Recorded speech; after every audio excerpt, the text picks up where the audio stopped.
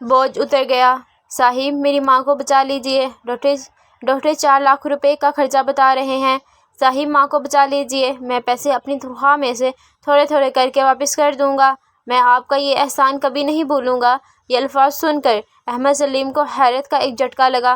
وہ ایک دولت مند آدمی تھا اور لوگوں کی مدد کرنا انہیں اچھا لگتا تھا۔ 4 لاکھ روپے ان کے لیے معمولی رقم تھی۔ اس شخص کو دیکھ کر وہ ماضی کی یادوں میں کھوتے چلے گئے۔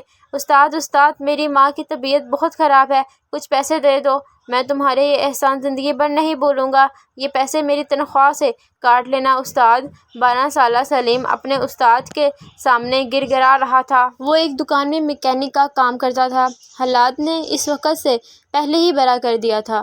اسکول، پڑھائی، کھیل کود، یہ الفاظ اس کی زندگی میں نہیں تھے۔ اس کی زندگی کا مقصد تو بس ایک ہی تھا، بیمار ماں کی زندگی کی ڈور کو کٹنے نہ دینا اور اپنے سے چھوٹے 5 بہن بھائیوں کا پیٹ پالنا۔ جس دکان پر سلیم کام کرتا تھا، اس کا مالک ایک رحم دل آدمی تھا۔ وہ سلیم کی اکثر مدد کر دیا کرتا تھا۔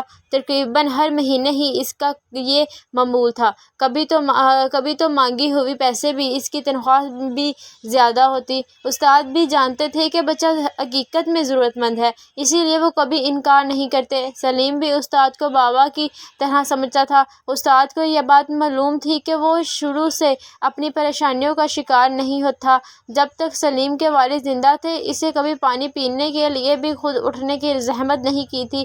سلیم کے چاچا اور ابا کی کپڑے کی مل تھی۔ وہ ایک اچھے اسکول میں پڑھتا تھا۔ اچانک ایک حادثے نے ان کی زندگی کو پلٹ کر رکھ دیا۔ اس کے والد کارخانے میں ہلکان ہو گئے۔ والد کے بعد چچا ساری جائیداد اپنے قبضے میں لے کر انہیں ہر طرح سے محتاج کر دیا۔ اس کے والد یہ صدمہ برداشت نہ کر سکے اور فالج کا شکار ہو گئے۔ چچی نے اتنی مہربانی کی کہ انہیں رہنے کے لیے کمرے کا ایک مکان دے دیا۔ اب ماں بھی اس کا سب کچھ تھی۔ سلیم نے ایک میکینک کی دکان پر کام کرنا شروع کر دیا۔ ایک دن اس کی اندھیری دنیا میں مزید تاریک ہو گئی۔ اس کی ماں راتوں رات چپ چاپ دوسری دنیا سیدھا رکھی۔ استاد ہی نے اس کی ماں کے کفن دفن کا انتظام کیا۔ سلیم خود کو اپنی ماں کی موت کا ذمہ دار سمجھ رہا تھا۔ اگلے دن وہ استاد کے پاس گیا، مگر آج وہ ایک فیصلہ کر چکا تھا۔ اس نے استاد سے کچھ پیسے ادھار لیے اور کچھ سلا سلائے کپڑے خرید کر بیچنے نکل پڑا۔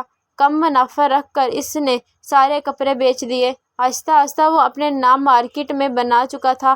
لوگ آنکھیں بند کر کے اس پر بھروسہ کرتے تھے۔ آخر وہ دن بھی آیا جب اس نے ایک دکان مارکیٹ میں خرید لی۔ اب وہ 22 سال کا ہو گیا تھا۔ اس کا شمار بڑے کاروباری لوگوں میں ہونے لگا۔ چند برسوں میں اس کا کاروبار پورے شہر میں پھیل گیا۔ کپڑے کی مل لگانا اس کا خواب تھا، وہ بھی پورا ہو چکا تھا۔ شہر بھر میں اس کی شہرت تھی۔ اس کے بہن بھائی بھی اب پڑھ لکھ گئے تھے، مگر احمد سلیم خود نہیں پڑھ سکا تھا۔ اب وہ سیٹھ سلیم کہلاتا تھا۔ ان کے چھوٹے بھائی کے بنائے ہوئے کپڑوں کے ڈیزائن نے بھی ان کی شہرت کا چاند لگا دیے۔ اس عرصے میں وہ استاد کو نہیں بھولا تھا اور ان کا ہر ممکن خیال رکھتا تھا۔ صاحب پلیز صاحب بچا لو، یہ ان کے چچا بھائی تھے جو انہیں پہچان نہیں پائے تھے، مگر سیٹھ سلیم اسے پہچانتے تھے۔ وقت نے اس کے پورے خاندان کو تباہ کر دیا تھا۔ ایک لمحے کو انہوں نے سوچا کہ وہ اسے دھکا دے کر باہر نکال دیں اور اپنی ماں کی موت کا بدلہ لیں، لیکن وہ ایک اور ماں کو نہیں کھونا چاہتے تھے۔ اس درد کو ان سے بہتر بھلا کون جان سکتا تھا؟ کوئی بات نہیں، تمہاری ماں میری ماں ہے، اس کے علاج کی ذمہ داری میری ہے، وہ اس کے کندھے پر ہاتھ رکھتے ہوئے بولے۔ ان کے دل سے ایک بوجھ اتر چکا تھا، اپنی ماں کی موت کا بوجھ، جو وہ ایک ماں کو بچا کر ہی اتر سکتا تھا۔